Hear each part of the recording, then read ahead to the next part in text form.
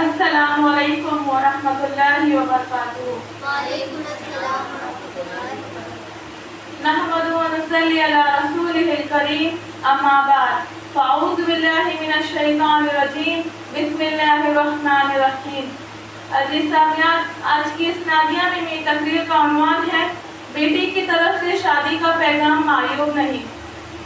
عزیز سامعین، موجودہ معاشرے میں شادی بیاہ سے متعلق چند باتیں کھلے طور پر شریعت مطہرہ کے خلاف ہے، لیکن وہ ایک زمانے سے ہمارے معاشرے میں رائج ہے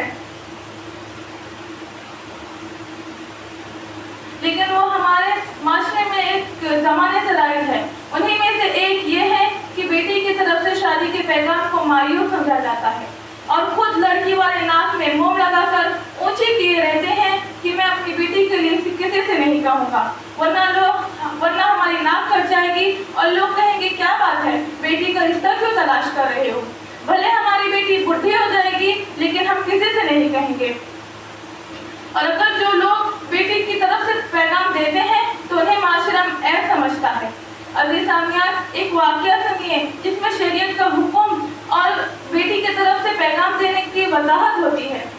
حضرت ابو ہریرہ رضی اللہ عنہ بیان کرتے ہیں کہ حضرت عمر فاروق رضی اللہ عنہ کی بیٹی حضرت حفصہ رضی اللہ عنہ کی شادی حضرت حنین بن حذافہ رضی اللہ عنہ سے ہوئی تھی، لیکن وہ غزوہ بدر میں ان کو ایسا زخم آیا کہ وہ ان کو مدینہ منورہ واپس آنے کے بعد ان کی وفات ہو گئی۔ حضرت عمر رضی اللہ عنہ کی بیٹی حضرت حفصہ رضی اللہ عنہ بیوہ ہو گئی تھی۔ حضرت عمر رضی اللہ عنہ کو اپنی بیٹی کی دوسری شادی کی فکر ہو رہی تھی۔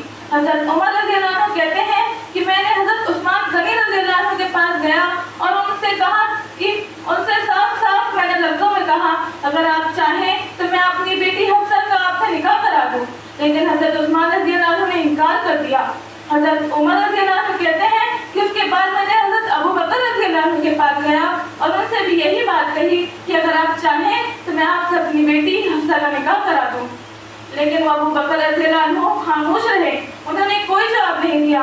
ابھی چند ہی دن گزرے تھے کہ خود رسول اللہ صلی اللہ علیہ وسلم نے میری بیٹی حفصہ کے لیے پیغام بھیج دیا اور میں نے اپنی بیٹی حفصہ کا نکاح آپ صلی اللہ علیہ وسلم سے کرا دیا۔ جب شادی ہو گئی تو حضرت ابو بکر رضی اللہ عنہ حضرت عمر رضی اللہ عنہ کے پاس آئے اور انہوں نے کہا جب آپ نے اپنی بیٹی حفصہ کے لیے مجھے پیغام دیا تھا تو میں اس وقت خاموش تھا، تو شاید آپ مجھ سے اس وقت ناراض ہو گئے تھے۔ تو عمر رضی اللہ عنہ نے کہا کہ ہاں میں آپ سے اس وقت ناراض ہو گیا تھا۔ حضرت ابو بکر رضی اللہ عنہ نے کہا جب آپ نے اپنی بیٹی کا نکاح دیا تو اس وقت میں خاموش اس لیے تھا کیونکہ میں نے خود رسول اللہ صلی اللہ علیہ وسلم سے حضرت حفصہ کا ذکر کرتے ہوئے سنا تھا، چونکہ بات رسول اللہ صلی اللہ علیہ وسلم کے راز کی تھی، اسی کے لیے میں نے آپ صلی اللہ علیہ وسلم کے راز کو فاش نہیں کیا۔ عزیز سامعین، حضرت عمر رضی اللہ عنہ لڑکی والے تھے، اپنی بیٹی کا رشتہ خود پیش کر رہے تھے۔ حضرت عثمان غنی رضی اللہ عنہ کو اور حضرت ابو بکر رضی اللہ عنہ کو پکڑ کر کہہ رہے تھے کہ اگر آپ چاہیں تو میں اپنی بیٹی حفصہ کا آپ سے نکاح کرا دوں۔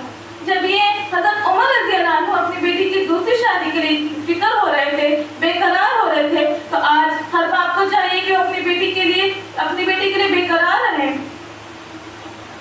نبی صلی اللہ علیہ وسلم نے کہا، نبی صلی اللہ علیہ وسلم کا ارشاد ہے کہ جب آپ کے پاس کوئی ایسا رشتہ آئے جس کے اخلاق اور دین سے تم مطمئن ہو تو اس سے آپ شادی کر دو، اگر ایسا نہیں کرو گے تو زمین پہ ایک بڑا فتنہ اور فساد پیدا ہوگا۔ عزیز سامعین، اب حضرت عمر رضی اللہ عنہ جیسے جلیل القدر صحابی اپنی بیٹی کے لیے رشتہ پیش کر سکتے ہیں تو ہم کیوں نہیں پیش کر سکتے ہیں؟ ہمیں کیا حق پہنچتا ہے کہ ہم اس کو معیوب سمجھیں؟